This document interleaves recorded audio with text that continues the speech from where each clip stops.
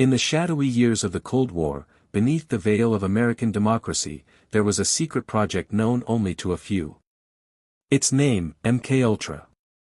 But to those who lived it, those who survived it, it became something much darker.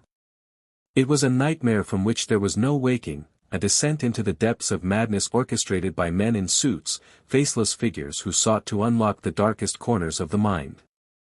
The project began in the early 1950s, when fear of the enemy lurked in every corner and whispers of mind control spread through the halls of power. The U.S. government, terrified of what their adversaries might be concocting, decided to wage war not with guns or bombs, but with the human mind.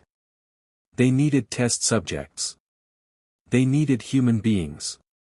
The experiment started small, a dose of a new drug, a slip of LSD into an unsuspecting drink. The subjects, prisoners, mental patients, even their own agents, were unaware they were being used, their lives turned into twisted laboratory tests. They would awake in strange rooms, strapped to metal tables, while doctors hovered over them with syringes filled with unknown chemicals. The drug seeped into their veins like ice, and reality began to dissolve around them. The walls would bend and warp. Time itself would fracture. Faces became masks, and voices, once comforting, now whispered secrets in their ears, telling them things they couldn't escape. Some heard the screaming of lost souls, others saw horrors from other worlds.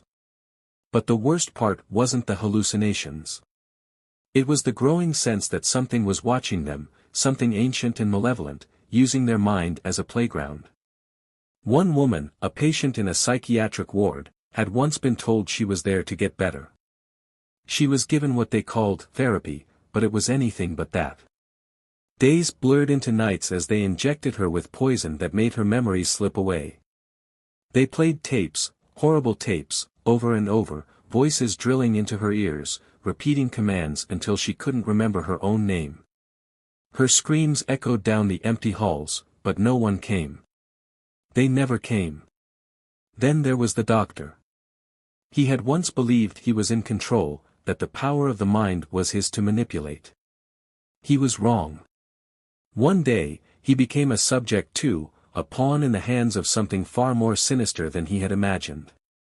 The men in suits dosed him with LSD, and he began to see things, shapes crawling along the walls, eyes watching him from the corners of the room.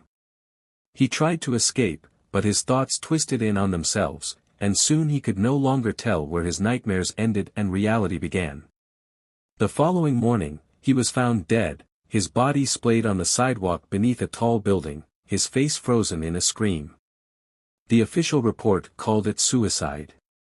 But those who knew him whispered that something had driven him to jump, something that had broken free from his mind. As the years went on, the horrors spread. Subproject 68, a special division of MKUltra, was perhaps the most monstrous of all. Deep in a Canadian asylum, patients who had come seeking help instead found terror. They were stripped of their identities, their personalities shattered by endless electric shocks and induced comas that left them hollow shells of their former selves. One woman woke from a coma that had lasted weeks, her mind blank, her memories gone, her voice reduced to nothing but a terrified whisper. They had erased her, deconstructed her soul. But MKUltra didn't stop. Even when whispers of the project began to leak out, when rumors of missing people and suicides reached the press, the men behind it refused to let go. They burned the files, destroyed the evidence, but the memories, the fractured minds left in the wake of their experiments, could not be erased so easily. For those who survived, the nightmare was never over. They walked through the world, haunted by things no one else could see. They spoke of dark forces, of thoughts that weren't their own, of being controlled by something far more insidious than mere drugs.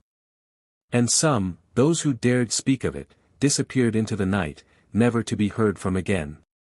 Even today, in the quiet corners of psychiatric wards, in the minds of the broken and the forgotten, the shadow of MKUltra lingers.